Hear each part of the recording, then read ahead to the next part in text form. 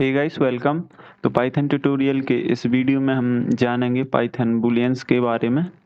तो चलिए स्टार्ट करते हैं। आप सभी को बता दें कि बूलियन एक संख्या पद्धति है जिसका बेस 2 होता है और इसमें सिर्फ 2 नंबर होते हैं 0 और 1। 0 रिप्रेजेंट करता है फॉल्स के लिए और 1 रिप्रेजेंट करता है ट्रू के लिए। जैसे यदि कोई कंडीशन है, यदि वह ट्रू है वह रिटर्न करेगा ट्रू यानी 1, और कंडीशन फॉल्स है यानी 0 तो वह रिटर्न करेगा फॉल्स।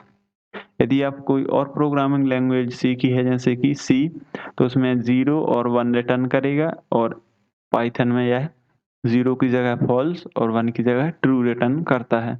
तो चलिए इसको हम देखते हैं कि पाइथन में किस प्रकार से यूज़ में ला सकते हैं। इसका हम प्रैक्टिकल करते हैं। बेसिकली जो बूलियंस होते हैं वो कंडीशनल स्टेटमेंट में ज़्यादातर यूज़ में आते हैं।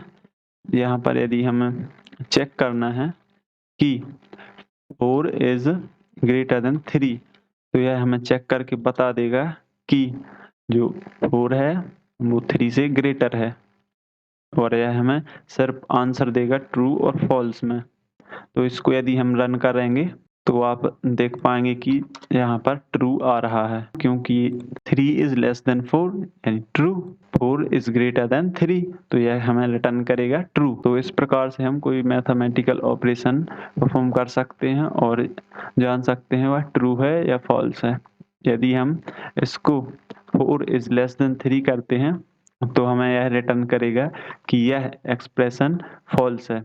तो यह एक्सप्रेशन क्या है? फॉल्स है, और यहाँ पर आउटपुट में बता भी रहा है। अब एक और एग्जांपल लेते हैं जिसमें हमने ए में असाइन किया है 100 और बी में असाइन किया है 50, और इसमें यदि हम कंडीशन लगाएंगे कि A is greater than B, और यहाँ पर हम प्रिंट करा देंगे कि A is greater than B, A is greater than B, और यही नहीं हुआ तो क्या होगा? B is greater than A, B is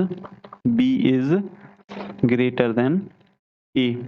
तो यहाँ पर जो भी कंडीशन ट्रू हुई, यहाँ पर यदि ए ग्रेटर हुआ तो ये वाला ब्लॉक चलेगा, और बी ग्रेटर हुआ तो ये वाला ब्लॉक चलेगा।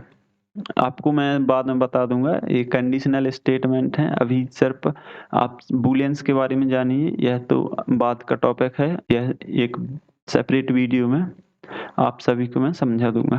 यहाँ पर ये आ रहा है कि A is greater than B, क्योंकि यहाँ ए पर क्या वैल्यू 100 है और बी पर 15 है, तो यहाँ पर A is greater than B.